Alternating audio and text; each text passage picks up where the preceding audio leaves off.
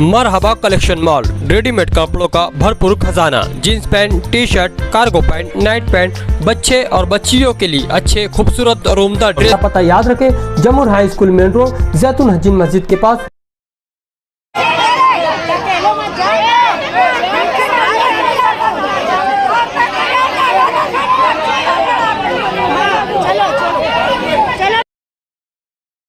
Ambulance की रोकने की वजह यह है कि जो मोहम्मद सरफराज नामी जो अंदर गया था वो कम से कम 10-15 फीट का गाढ़ा है गहरा।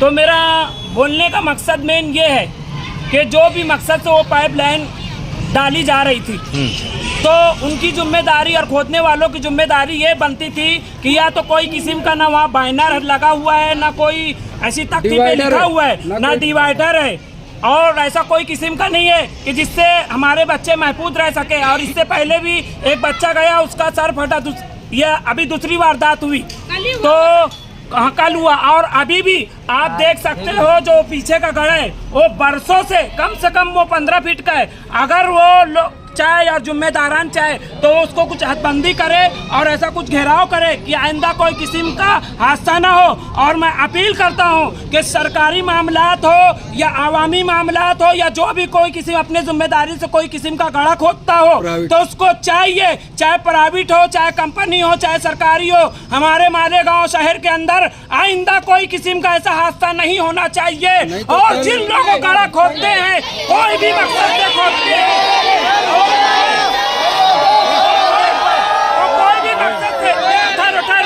कोई भी मकसद से गलत होते होंगे, ये जिम्मेदारी उन पे आयद होती है कि वो कोई किस्म का या तो आदमी वहाँ पर बैठा है या तो कोई किस्म का वहाँ पर घेराबंदी की जाए और आगाह किया जाए, या कोई किस्म का ऐसा आगाह नहीं किया गया कि कोई किस्म का हादसा हो। और इस तरह से दिलसोज हादसा आया वो हमको बहुत बुरा सदमा हुआ, वो सदमा हमें बहुत दिनों नहीं तक जाएगा। और एम्बुलेंस रोकने की वजह यही थी तो उसे जल्द से जल्द वो कार्रवाई करी जाए। जाम करेंगे ऊपर और कल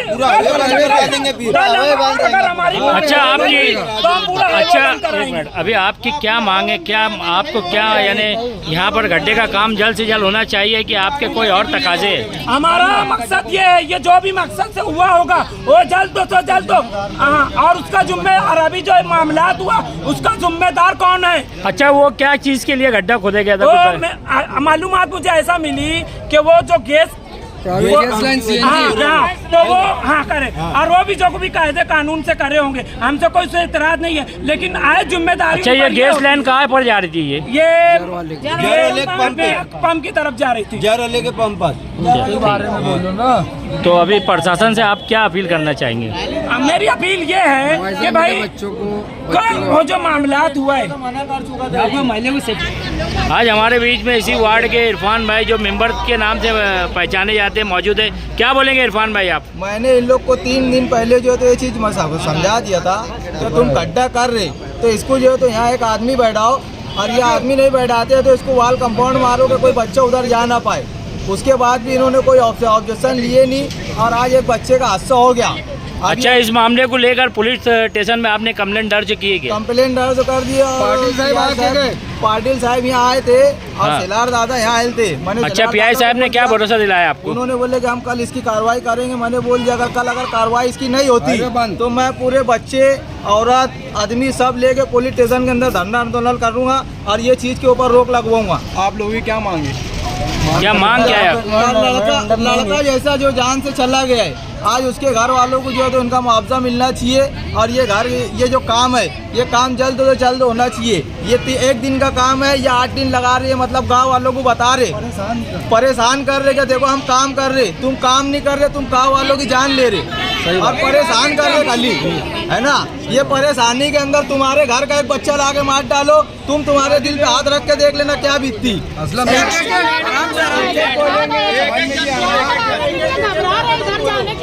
बोल रहे हम स्कूल नहीं जाएंगे, मदरसा नहीं जाएंगे, यहाँ पर हमको सहूलियत होना, लाइट होना और ये जो नाला है ना वो बंद होने होना। बच्चे पैसे से लाइट लगाते हैं यहाँ पर,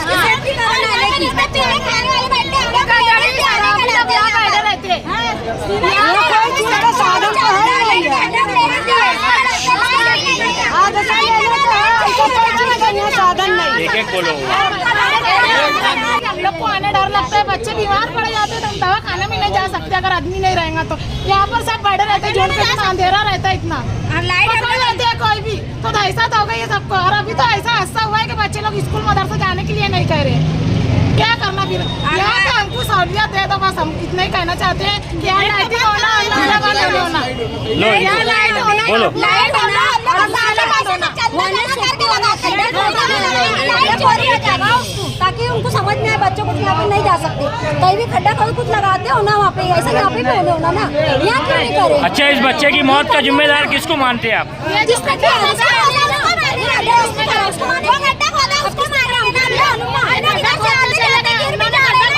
आगे बढ़े